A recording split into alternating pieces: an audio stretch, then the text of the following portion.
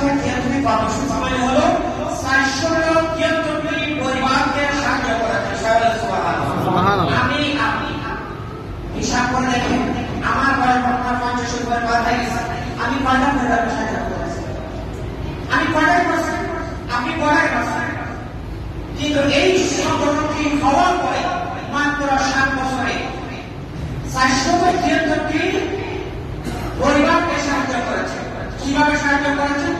আমি জড়িত হওয়ার পর আমি বাস্তবে দেখেছি। আমি দুটা কথা বলতে চাই। একটা হচ্ছে আমার এক আত্মীয় চলে যাওয়া,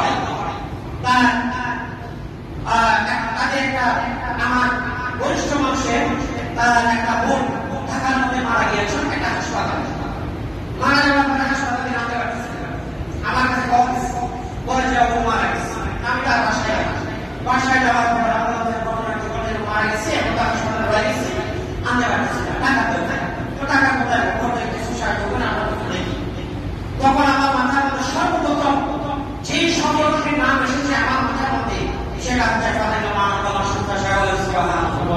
আমি সাথে সাথে ফাতিমা মানবতা সংস্থার সভাপতি অ্যাডভোকেট হুমায়ুন ভাইকে বলতে, হুমায়ুন ভাইকে বলতে আমাদের যে সিস্টেম আছে এরপরে আমি তো দেখতেছি, এরপরে হুমায়ুন ভাই গড়ি করে জাভেদ ভাই সহ আরো ভাই করতে মিলে তৎক্ষণাৎ কিছু টাকা দিয়ে ওই বাড়িতে পাঠাই দিলেন। সাথে আমি তাদের হাতে ধরে দিলাম, জাভেদ ভাই সহ দিয়েছিলেন যে ওখানে টাকাটা দিয়েছেন।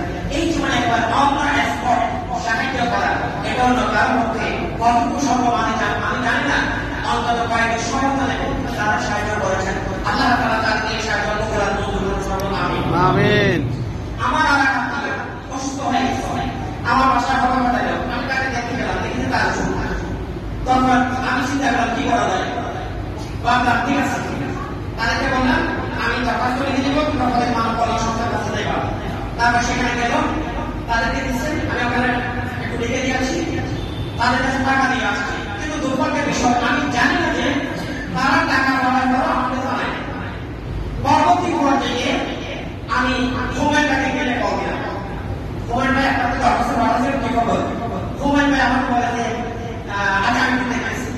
তিনি একটু দেখি অথচ সময় একটু টাকা পাঠাচ্ছি, অথচ চাকরির জন্য আমি টাকাটা নজর করে দিলাম, এরা আমাকে জানাই না।